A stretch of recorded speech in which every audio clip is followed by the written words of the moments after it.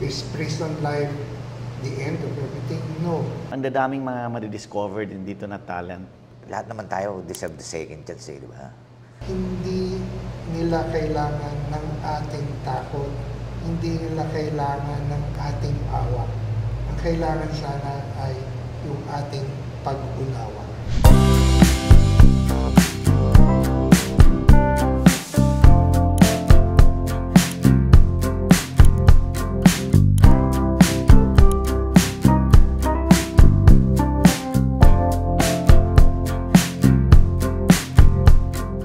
Carl Miranda from the Sandigan Bayan.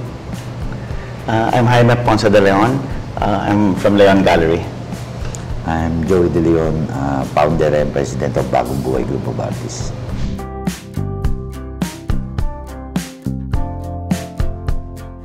On my part, si Justice Fajardo saw each other and she broached the idea na i-auction yung mga works sa mga PDL that you already had the contest for this, sir, no? Yeah, so it was like a new way of being able to raise funds, which is through auction, than a conventional way of just like selling them just per, you know, in a direct sale basis. So we were very happy and privileged to be doing this for the PDLs. We're really honored we can participate on something like this, to be able to be of help to the PDLs and the beneficiaries of this project. Alam ko talaga maraming magandang talent talaga sa Preso kasi nagbebenta kami ng mga antique din, mga antiques, no? And then since sa furniture, ang dami naman nabenta ng mga bilibid furniture. And these were done in the 1920s. Billion-milyon yung mga bilibid furniture, no? So that was then. So now, in this medium na paintings, I'm sure it will be equally great as the ones that we have sold before, yun, sa 1920s, 1930s na mga bilibid. Oo, yeah. Yes. We have mga tables and mga chairs. Even in Malacanang Palace, the table, and that's by bilibid prisoners. Very talaga, marami talagang may artistic merit. Alam mo naman, yung iba, maybe some honing, and who knows, they could be our next masters. We're very thankful to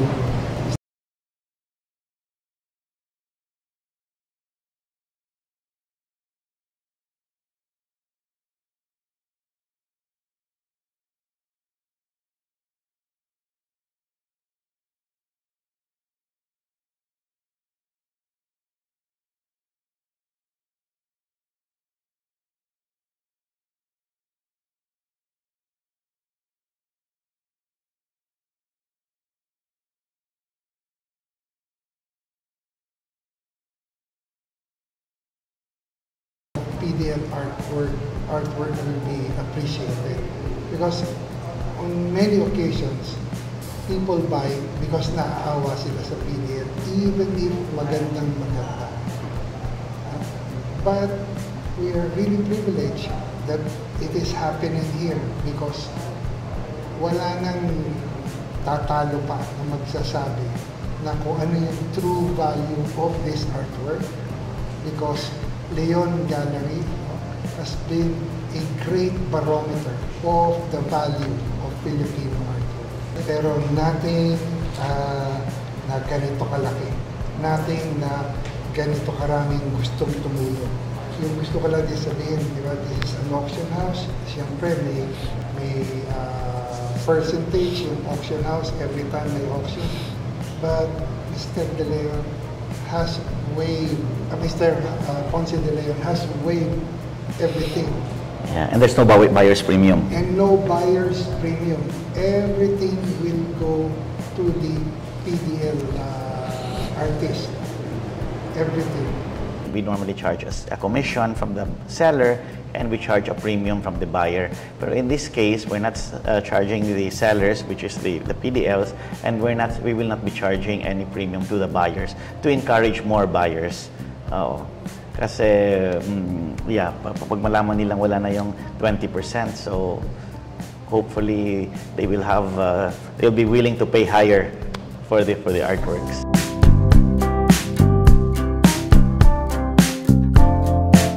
Very thankful po yung grupo. Siyempre, nandito dito si Justice Carmada sa si Sir Ponce de Leon. Papasalamat kami, proud kami, grateful kami, papasalamat kami sa Diyos. Sila yung mga ginamit na instrumento na para makita itong mga gawa ng mga dati kong kasamang PD. Tayo deserve the second chance, di ba? Oo, nandun na yun eh. Kasala kami.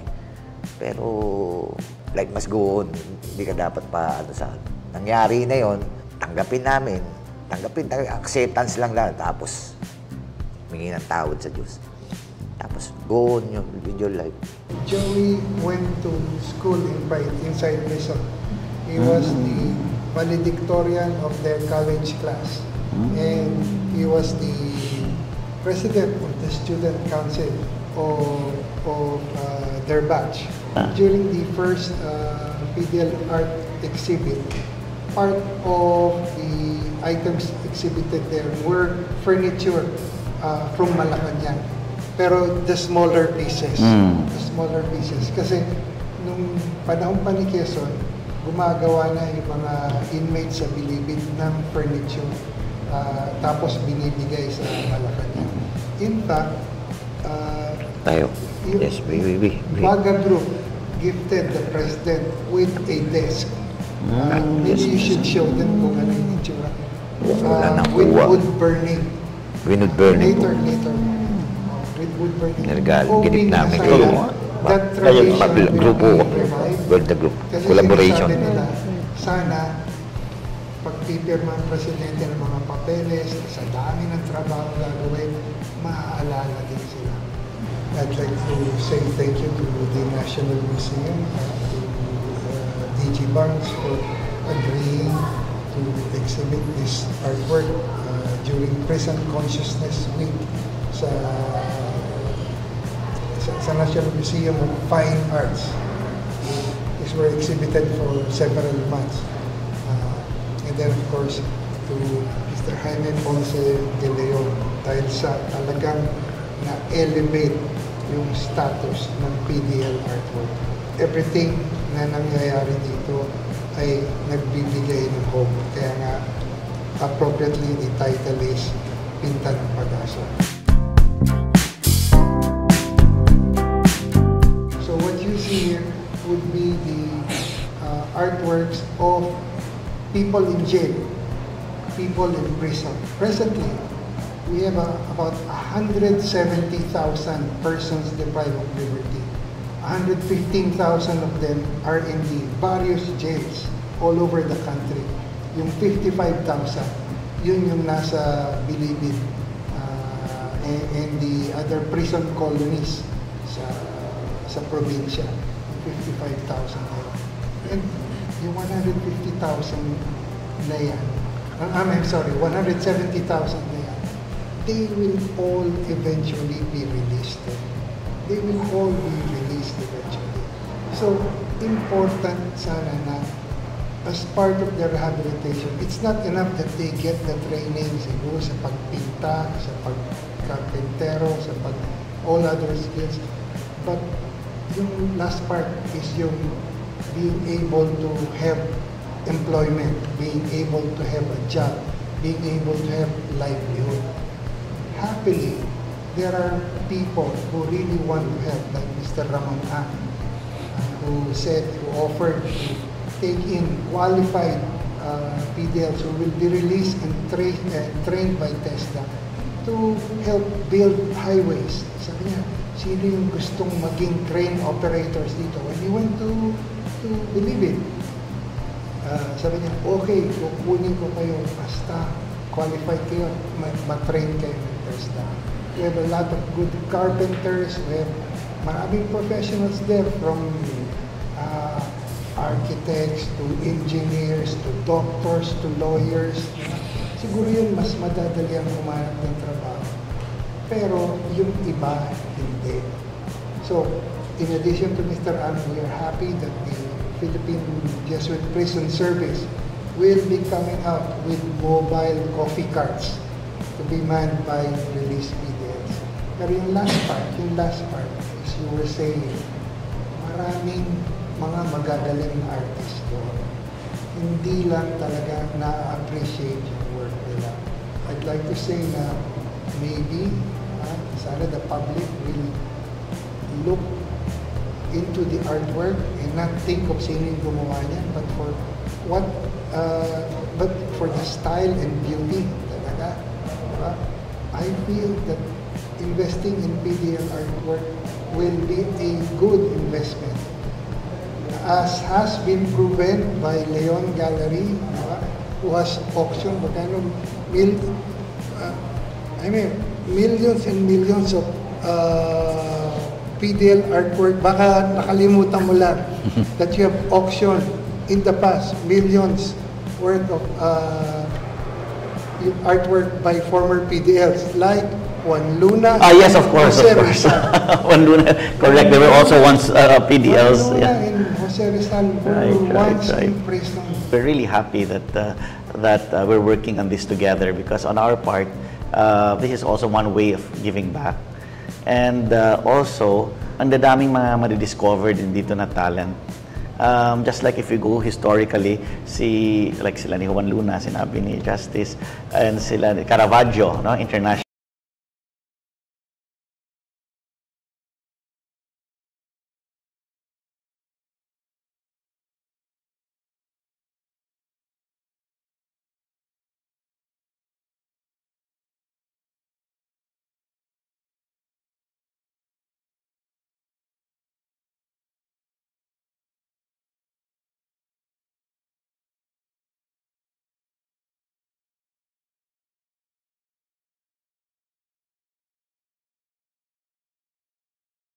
Artistic ng PDL.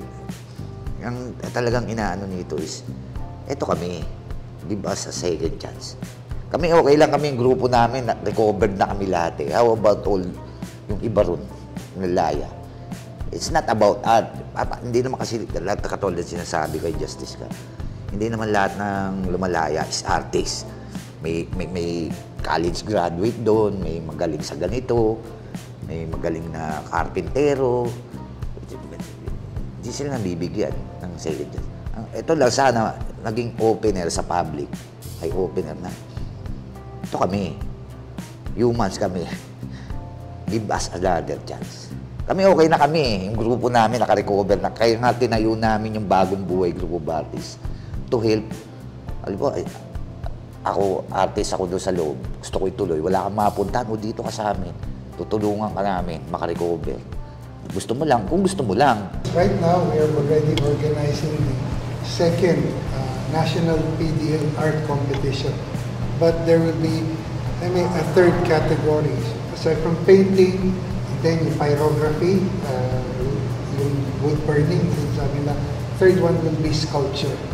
And pag tinignan niyo po ito, everything was done in 90 days. Can you imagine, ginawa ng mga bata yan within 90 days. Hopefully, they can be given a longer time para mas pulido. At pag titignan niya, lahat yan acrylic lang kasi wala silang access to oil. Yung mga binigay ni Ben Cab na isang karton na oil paint na ubus na because he went to teach there. Yung masasabi ko lang, yes, I hope more people will appreciate what's happening. Kasi pag sinabi PDL, dalawa lang naman right away yung feeling na lumalabas sa tao. Di ba? It's either takot, di ba? Or awa. Ang masasabi ko lang sana, hindi nila kailangan ng ating takot, hindi nila kailangan ng ating awa. Ang kailangan sana ay yung ating pag-unawa.